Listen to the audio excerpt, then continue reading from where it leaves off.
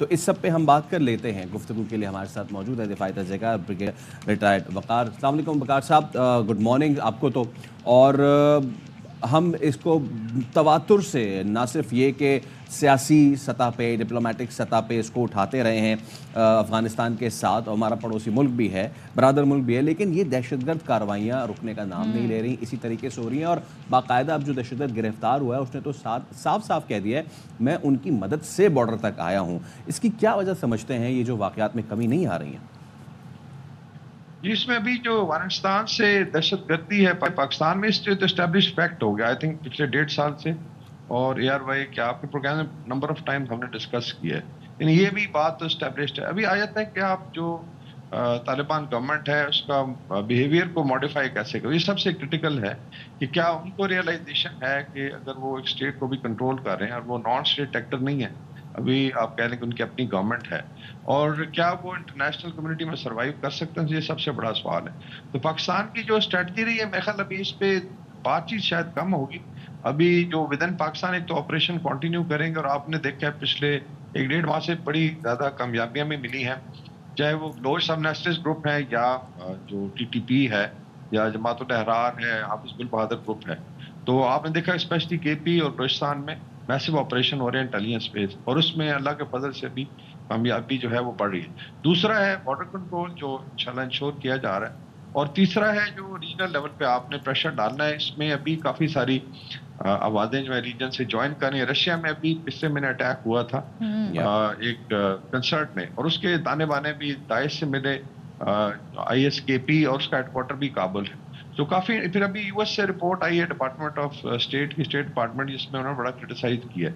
تو ابھی ان کو ریئلائز کرنا ہے. پاکستان انشاءاللہ اس کو لڑے گا, 2024 جو ہے انشاءاللہ لاسٹ ایئر ہوگا ٹیررزم کا, کمپریہنسولی اس کو ڈیفیٹ کیا جائے گا. اور یہ پولیٹیکل کمیونٹی لیول پہ اس کی انڈرسٹینڈنگ بھی ہے, اس کی ول بھی ہے.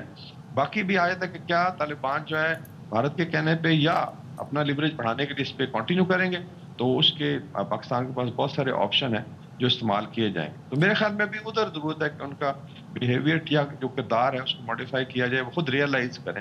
باقی چیزیں اسٹیبلشڈ ہیں کہ یہ ٹیررزم وہاں سے ہو رہا ہے. وقار صاحب ایک چیز اور بتائیے گا کہ کالعدم ٹی ٹی پی, جماعت الاحرار اور پھر بی ایل اے کی اگر ہم بات کر لیں, کیا اسے ہم نیا فیکٹر کہیں کہ ان کا گٹھ جوڑ ہے؟ کیونکہ پہلے یہ اپنے الگ الگ ان کے ایشوز ہوتے تھے جس کے اوپر کہتے تھے ہم نے اس لیے اسلحہ اٹھایا ہے, لیکن یہ سارا گٹھ جوڑ کیوں ہو رہا ہے اور کس کے سپرویژن میں ہو رہا ہے, یہ کچھ آئیڈیا ہو پا رہا ہے سچویشن میں؟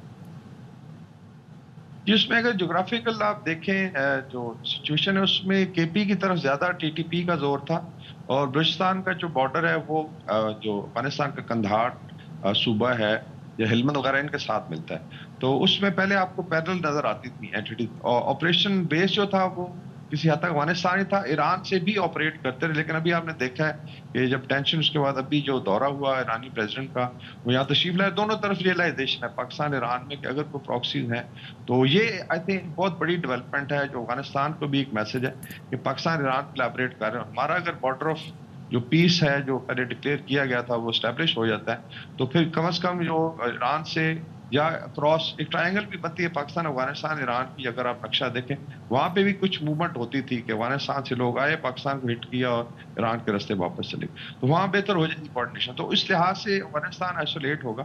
باقی آپ کی بات ٹھیک ہے کہ اگر دیکھا اس میں کس کا انٹرسٹ ہے, اس میں بھارت کا ہے جس میں ریسرچ انالیسس ونگ کے پروفس بھی ہیں کہ وہ لوگ چاہیں گے کہ یہ دونوں گروپس جو ہیں یہ تینوں, چاہے وہ بلوچ سب نیشنلسٹ ہیں یا ٹی ٹی پی ہے, کولیبریٹ کریں. تو وہاں پہ بیس جو ہے افغانستان بنا ہوا ہے, لیکن انشاءاللہ اس کو ڈیفیٹ کیا جائے گا. بالکل انڈرسٹینڈنگ ہے کہ کولیبریشن ہے, اور ادھر سے بھی فرسٹریشن ہے. اگر بلوچ سب نیشنلسٹ گروپ دیکھیں آپ کو یاد ہوگا اس سال اور پچھلے سال بڑے بڑے لیڈر کے انہوں نے سرنڈر کیا, گلزار امام شمبے ہیں یا بنگل زئی ہیں, تو اس میں بھی کافی زیادہ کریکس آئے ہیں. تو میرے خیال میں یہ آخری لڑائی ہے اور انشاءاللہ اس کو منطقی انجام پہ پہنچایا جائے گا. صرف ہمیں افسوس ہوتا ہے جو افغانستان کے عوام ہیں وہ اتنا زیادہ سفر کر رہے ہیں. ابھی جو رپورٹس آئی ہیں یو این کی 80% آر افیکٹڈ بائی ہنگر, اور ابھی جس طرح ابھی سیزن آ رہا ہے گرین کا، خدا نخواستہ پاکستان اگر گندم کی سپلائی بند کرتا ہے تو اسٹارویشن ہو سکتی ہے. پاکستان نے ٹریڈنگ گراؤنڈ پہ ریلیشن شپ رکھنا ہے. طالبان سے بھی ہم نہیں چاہتے کہ تعلقات خراب ہوں، لیکن اگر وہ چھوٹے بھائی ہو کے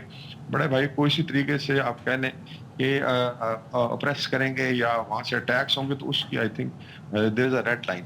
تو میرے خیال میں چیزیں ابھی آگے بہتر ہونے جا رہی ہیں. سی پیک کی سیکنڈ فیز لانچ ہونی ہے. ہوپ فلی چائنا کے پریزیڈنٹ شاید دورہ کریں، اس طرح سعودی پرنس ہے ان کا دورہ ہو سکتا ہے. تو چیزیں انشاءاللہ آپ نے دیکھا ہے کہ ابھی بہتر ہوں گی. یہ ابھی ایران کے ساتھ اتنا زبردست ہو گیا تو آگے جو ہے طالبان چھوٹے لائن کمیٹی آف نیشن میں سروائیو کرنا ہے تو اس طریقے سے چیزیں نہیں چل سکتی. Definitely thank you so much brigadier retired Waqar Hassan sahab ہمارے ساتھ